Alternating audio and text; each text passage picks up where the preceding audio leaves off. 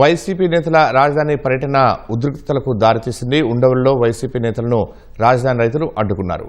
ఈ క్రమంలో ఇరు వర్గాల మధ్య తోపులాట జరిగింది.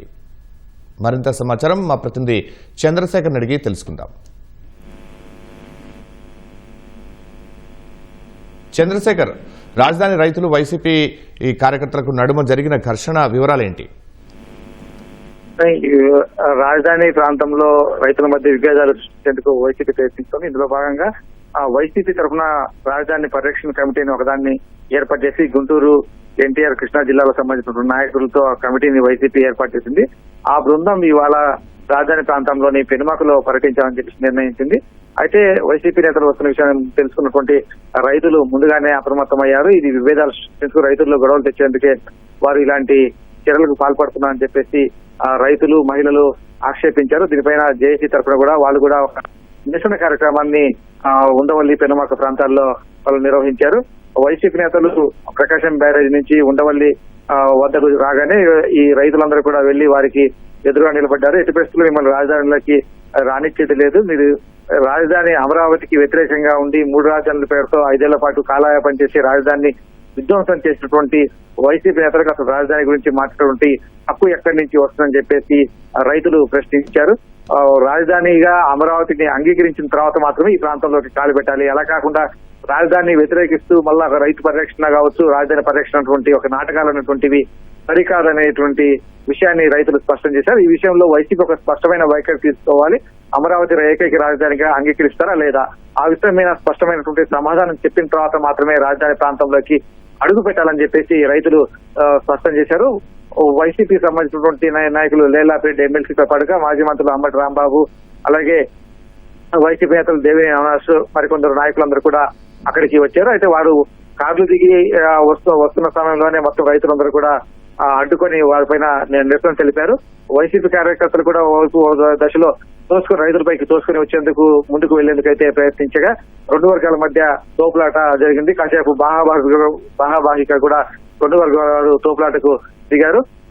మరి ఒకరిద్దరైతే రాళ్లతో కూడా దాడి చేసుకున్నటువంటి పరిస్థితి. వెంటనే పోలీసులు జోక్యం చేసుకుని 2 వర్గాలను అక్కడి నుంచి చెరువువైపుకు పంపించారు.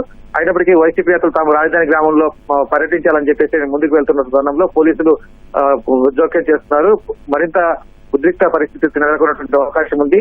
దాడులు మరింత పెరిగేటువంటి ప్రమాదం ఉంది కాబట్టి సహకరించాలని చెప్పేసి పోలీసులు వైసీపీ నేతలకు చెప్పి అక్కడి నుంచి పంపించేశారు.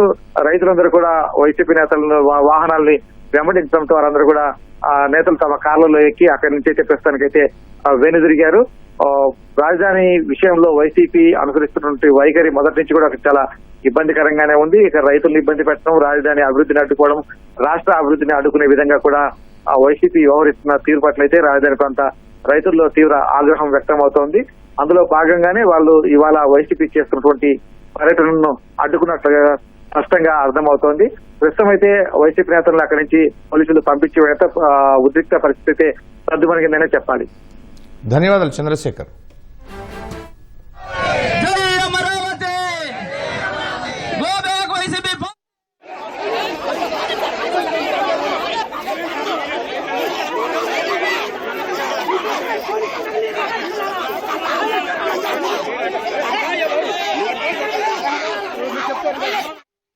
వైసీపీ నేతల అమరావతి పర్యటన ఉద్రిక్తతకు దారితీసింది. ఉండవల్లిలో వైసీపీ నేతలను రాజధాని రైతులు అడ్డుకున్నారు. రైతులను తోసుకుంటూ ముందుకెళ్లేందుకు వైసీపీ నేతలు ప్రయత్నించారు. ఈ క్రమంలో వైసీపీ నేతలను పోలీసులు అడ్డుకున్నారు. దీంతో రాజధాని రైతులు, వైసీపీ కార్యకర్తల మధ్య తోపులాట జరిగింది. వైసీపీ నేతలు గోబ్యాక్ అంటూ పెనుమాక, కృష్ణాయపాలెంలో రైతులు నినాదాలు చేశారు.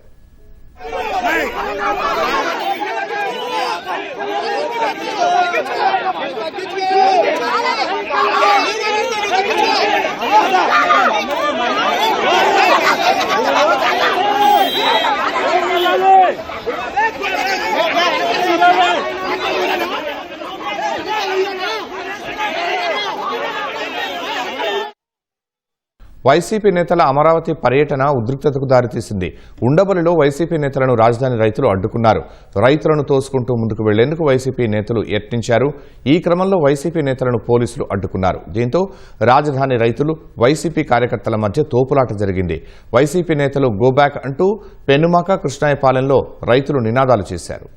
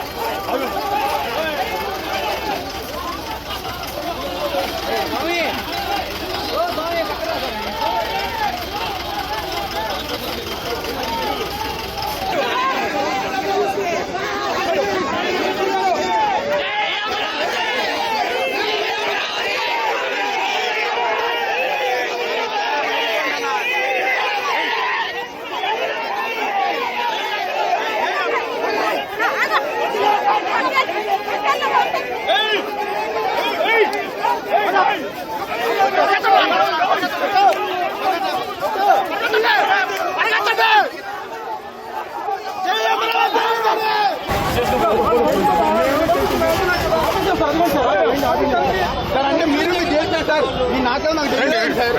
ఏ నాటకాలు సార్ ఇదంతా? మమ్మల్ని తిరిగి పంపించి వాళ్ళు ముందుకు రానిస్తారా? వాళ్ళు ముందుకు రానిస్తారా?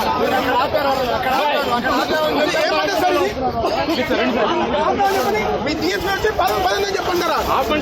DSP తెలుగుదేశం కార్యకర్త సార్. మీ DSP ముందుకు రావాలి సార్.